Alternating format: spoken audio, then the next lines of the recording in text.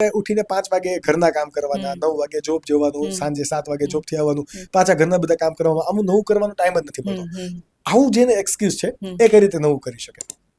Hello my audience, this is your host Akash Ukani and thank you for choosing this particular topic to watch. જો તમે આ podcast clip માટેનો ફૂલ episode જોવા માંગો છો તો તમે અમારી મેઇન યુટ્યુબ ચેનલ સ્કિલ જોગીને સબસ્ક્રાઇબ કરીને તમારી લાઈફ એન્ડ તમારા બિઝનેસમાં વેલ્યુ એડ કરી શકો છો. આવી અવનવી podcast clip every Monday, Wednesday and Friday જોવા માટે જો તમે કદાચ આ અમારી યુટ્યુબ ચેનલ સ્કિલ જોગી ક્લિપ પર નવા છો તો પ્લીઝ અમને સબસ્ક્રાઇબ કરો અને નોટિફિકેશન માટે બેલ આઇકન પ્રેસ કરો. અને જો તમે ઓલરેડી આ બેલ આઇકન પ્રેસ કરીને સબસ્ક્રાઇબ કરી દીધું છે then enjoy the video. બધા જ પાસે 24 અવર્સ છે, બરાબર. અગર હું ડિસાઈડ કરીશ કે મારે કરવું છે તો મારી પાસે ટાઈમ મળશે. અગર હું ડિસાઈડ કરીશ કે મારે નથી કરવું તો નહીં ટાઈમ મળે. સી નરેન્દ્ર મોદી સાહેબ 2 કે 3 કલાક જ સૂવે છે, આખો દેશ ચલાવે છે, બરાબર. ઇન્દિરા નૂએ આજે આટલી મોટી કંપની ઊભી કરી તો એમની પાસે પણ 24 કલાક હતા. હિમાની બુવા પાસે પણ 24 કલાક જ છે. અને હું છે ને મારી લાઈફને એવી રીતે મેનેજ કરું, બધા જ પાસે આ એક્સક્યુઝ છે કે અમારી પાસે ટાઈમ નથી રહેતો. પણ જો તમે એને લખવા બેસાડો ને કે તું સવારથી સાંજ સુધી ઇફેક્ટિવ કામ કેટલા કરે છે તો વધીને 3 થી 4 કલાકના જ કામ છે, બાકી એ ફ્રી જ છે. હવે એને દેખાય છે એવું કે હું બહુ મોટું કામ કરું છું.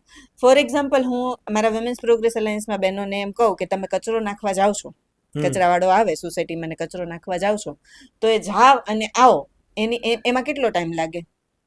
વધીને 2 મિનિટ. એ છે ને 10 મિનિટ કાઢશે. ટાઈમ વેસ્ટ બહુ થશે. કારણ કે ફ્રેન્ડ મળી, બાજુવાળી મળી, આજુવાળી આવી તો કેટલું કામ થયું, શું બાકી છે, કાલે ક્યાં ગયા હતા, પેલાને ત્યાં 4 વ્હીલર આવી હતી, પેલાને ત્યાં પોલીસની ગાડી આવી હતી, આ બધું થયું.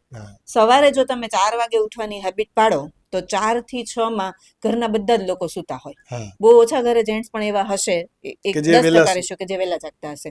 તો 4 થી 6 માં મેક્સિમમ કામ પતી જાય. રહી વાત બચાવોની તો 8 વાગે મેજર 8 વાગે સ્કૂલનો ટાઈમ હોય તો 8 વાગે સ્કૂલે જતા રહી તો 8:30 9 વાગ્યા સુધીમાં જો તમે તમારું બધું જ કામ પતાવી દો તો 9 થી 12 તમારી પાસે 3 કલાક છે. અને એન્ટરપ્રિન્યોરની દુનિયા એવું કહે કે દિવસમાં 5 કલાક તમે સારા લેવલે એન્ટરપ્રિન્યોરશિપનું કામ કરો તો તમે કરી શકો છો બધું જ, બરાબર. આજકાલ ટેકનોલોજી એટલી ફાસ્ટ થઈ ગઈ કે તમે 1 કલાકમાં અહીંયાથી બોમ્બે પણ પહોંચી શકો જો તમે બોમ્બે કામ કરવા જતા હોય તો 9 થી 12 તમારી પાસે ટાઈમ રહ્યો. ચલો 12 વાગે અગેન બચાવવાનું કામ આવ્યું તો 12 થી 2 માં તમે એ કામ કરો, 2 વાગે પાછું રૂટીન તમે સ્ટાર્ટ કરો તો 6 વાગ્યા સુધી તો બધી જ વિમેન ફ્રી જ છે. અનુપમા જોવે છે, નેટફ્લિક્સ જોવે છે, બરાબર. તો વિમેન છે ને એના કમ્ફર્ટ ઝોનમાં છે. એ એક્સક્યુઝ છે ને એ અરીસો છે ને આગળ રાખે છે. બાકી ખરેખર જો અમારે વિમેન્સ પ્રોગ્રેસ અલાયન્સમાં આવતી વિમેનો હાઉસવાઈફ હતી, આજે એ 50,000 કમાય છે. એમની પાસે એક સમયે ટાઈમ નહોતો. મેં એમને રિયલાઇઝ કરાવ્યું કે આ ફોટાની ફ્રેમમાં તમને કોઈ જ રાખવાના નથી. જે જીવન છે એ તમારે જ સેટિસ્ફાઈડ થઈને જીવવાનું છે. તો એ એક્સક્યુઝ એનું ગાયબ થઈ ગયું. મારી પાસે અત્યારે એવી ડોક્ટરો છે કે હિમાની ઘરનું કામ પતાવીને જઈએ ને તો બપોર થઈ જાય છે તો હોસ્પિટલ સારી રીતે મેનેજ નથી થતી. આજે એ જ ડોક્ટર સવારે 9 વાગે હોસ્પિટલ પહોંચી જાય છે અને આજે એની ઘરની હોસ્પિટલ કરી અને કોઈ કામ અટવાતું પણ નથી. અને કોઈ કામ નથી અટવાનું. ઉલટાનું બેસ્ટ કામ થાય. જ્યારે તમારી પાસે એક પર્પઝ હોય, જ્યારે તમારી પાસે એક ધૂન હોય, એક લગન હોય ને તો કામ સારા લેવલે થાય. હું એમ કહું કે વિમેન એમ કે મારે કચરા પોતા કરવાના હોય, બચ્ચાઓને સંભાળવાના હોય. અત્યારે મેજોરિટી ઘરમાં વોશિંગ મશીન છે એટલે કપડાનું તો રિપ્લેસમેન્ટ આવી જ ગયું છે. કચરા પોતામાં મેજોરિટી ઘરમાં કામવાળા લોકો આવે છે, હાઉસકીપિંગ હોય, બરાબર. તો રહી રસોઈ બનાવવાનું, 10 લોકોની રસોઈ બનાવતા કેટલી વાર લાગે? વધીને કલાકથી સવા કલાક. તો તમારી પાસે ટાઈમ જ છે.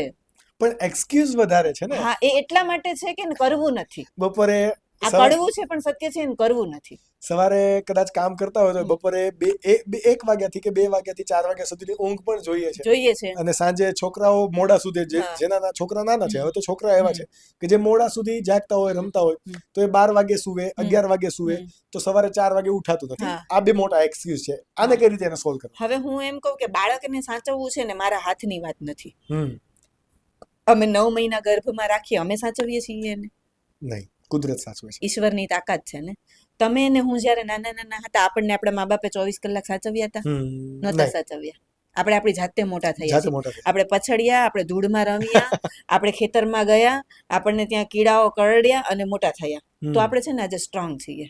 આજકાલ વિમેનને એવું છે, સોશિયલ મીડિયાએ પણ એટલું બધું હાવી કરી રાખ્યું છે. બચ્ચાઓને ટાઈમ આપવો પડે, એને તમે જમાડો, એને તમે આ કરો. જેટલું બચ્ચું એકલું મોટું થશે ને એટલું એ સ્ટ્રોંગ બનશે. જીજાબાઈએ ગળે બાંધીને પોતે યુદ્ધ લડેલી હતી ને, એટલે એના બચ્ચાનામાં એ સંસ્કાર આવ્યા કે day one થી છે ને લાઈફમાં સ્ટ્રગલ કરવાની જ હોય. અને ભગવાન કૃષ્ણ ભગવાન એમ કહીને ગયા કે છે ને આ યુદ્ધ છે ને એ તો ચાલવાનું જ છે. આપણને એવું છે કે યુદ્ધ કુરુક્ષેત્રમાં થયું, બરાબર, દરરોજ ચાલે છે, કામ ક્રોધ મોહ માયા લોભ લાલચ, એ જ તો છૂટતું નથી. બરાબર, લોભ શેનો છે કે ભાઈ મારું મારું છે, બરાબર, એ છૂટતું નથી. મોહ શેનો છે, મારા બાળકો છે, એમને વાગી જશે લાગી જશે, સરખું જમશે નહીં તો. જીવન અને મૃત્યુ મારા હાથમાં છે જ નહીં. જેટલું સ્ટ્રગલ હું કરીશ, જેટલું હું મહેનત કરીશ, એટલું છે ને મારા બાળકોને બીજાનું એક્ઝામ્પલ નહીં લેવા જવું પડે. અને રહી વાત ઊંઘની, તમે કોઈને એમ કહેશો કે સવારે 4 વાગે તારે દુબઈની તને ટિકિટ લાગેલી છે અને 10 દિવસ તારે ફ્રી જવાનું છે, તારે 1 પણ રૂપિયો એક્સપેન્સ નથી કરવાનો, બરાબર, ઓટોમેટિક ઊંઘી જશે. તમને આજે રાત્રે મેસેજ આવે છે કે ભાઈ તમને 1 કરોડની નોટરી લાગેલી છે, સવારે મોદી સાહેબ આ જગ્યાએ તમને મળવાના છે અને 1 કરોડનું ઇનામ આપવાના છે, તમને ઊંઘ આવશે? નહીં આવે. કેમ? એ માઇન્ડ જ આપણો ત્યાંથી ઓપરેટ થતો હોય કે એક્સાઇટમેન્ટ અને ખુશીઓ મળે છે, બરાબર. હવે મજાની વસ્તુ એવી કે મારે કામ કરવું જોઈએ, મારે મારી જવાબદારીઓ લેવી જોઈએ અને હું આટલું બધું કરી શકું છું, એ એક્સાઇટમેન્ટ છે જ નહીં. કારણ કે એનો પર્પસ નથી ને. પર્પસ જેટલો સ્ટ્રોંગ એટલું એક્સાઇટમેન્ટ વધારે મળશે. અને આપણા કલ્ચરમાં છે ને નાનપણથી એ પર્પસ છે ને બાળકની અંદર નાખવામાં નથી આવતું કે એક હ્યુમન બીંગ તરીકે આ દુનિયામાં આવીને તારે કરવાનું છે શું. એક સ્ત્રીને પણ એ છે ને નાખવામાં નથી આવતું કે ભાઈ તારે કરવાનું છે શું. અને ઘણી બધી લેડીઝોને જ્યારે પ્લેટફોર્મ મળે છે ને ત્યારે એ મિસયુઝ કરે છે. જેમ કે એ હંમેશા એવું જ વિચારે કે મારે મારું જ કરવાનું છે. હવે તો અતિમાં સમય ચાલી રહ્યો છે એટલે લોકો વધારે પડતું એમાં વિચારે કે હું, મારું બચ્ચું અને મારો હસબન્ડ આટલું સીમિત, ન સાસુ સસરા, ન કાકાજી સસરા, ન નણંદ, ન દિયર, ન દેરાણી, ન જેઠ જેઠાણી, કોઈનું મારે વિચારવાનું જરૂર નથી. જ્યારે તમે આવી મેન્ટાલિટી સાથે વિચારતા હોય ને ત્યારે કુદરત તમારી સાથે ન હોય. હું આમાં બહુ સ્ટ્રોંગલી બિલીવ કરું છું, કારણ કે મારી જિંદગીનો એક્સપિરિયન્સ છે કે જ્યારે આપણે છે ને બહુ જ મોટું વિચારીએ ને ત્યારે આપણું વિચારવાની જરૂર નથી હોતી. તો આ પર્પઝ નથી ને એટલે એને ઊંઘ આવે.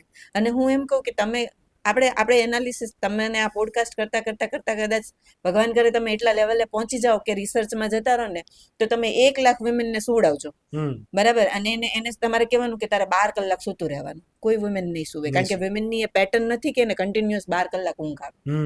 સમજાણું? પણ કરવું નથી ને એટલે આ બધા એક્સક્યુઝ છે. હમણાં તમે વાત કરી કે પર્પસ ને, એને પર્પસ હોવો જોઈએ. આપણે 2 જગ્યાએ પર્પસ વાવવા જોઈએ કે જે માતાઓના બાળકો નાના છે એને કઈ રીતે પર્પસ શીખવવી શકાય, અથવા તો હવે એ માતાઓ બની ગયા છે, અત્યાર સુધી જે હતું એ ચલો, પણ હજુ જીવન બહુ બાકી છે, હવે એને કોઈ પર્પસ બિલ્ડ કરવો હોય તો કઈ રીતે કરી શકાય? હા, જો ઉંમર અને પર્પસ ને કઈ લેવા દેવા નથી, બરાબર. બાળકો ભલે મોટા થઈ ગયા પણ આજથી એવું વિચારે કે હું આ દુનિયામાં શા માટે. પહેલો ક્વેશ્ચન તો વાય, ભગવાને મને મોકલેલું છે તો શા માટે. બીજું વોટ, મારે શું કરવાનું છે. હું અહીંયા છું તો શા માટે, એક તો વાય. બીજું વોટ, કરીને શું જવાનું છે. અને ત્રીજી વસ્તુ એ સ્ટ્રોંગલી ત્યાં ઊભી રહે કે મારે મારા બાળકો માટે મારે જ એક્ઝામ્પલ બનવાનું છે. શા માટે એને બીજાના એક્ઝામ્પલ આપવા પડે કે ગાંધીજી આમ, કે અબ્દુલ કલામ આમ, કે પ્રમુખ સ્વામી મહારાજ આમ. એ એમ જ વિચારે ને કે મારી મધર કે મારા ફાધર છે એ જ મારા માટે આઈડિયલ પર્સન છે, તો એના માટે મારે શું કરવું જોઈએ.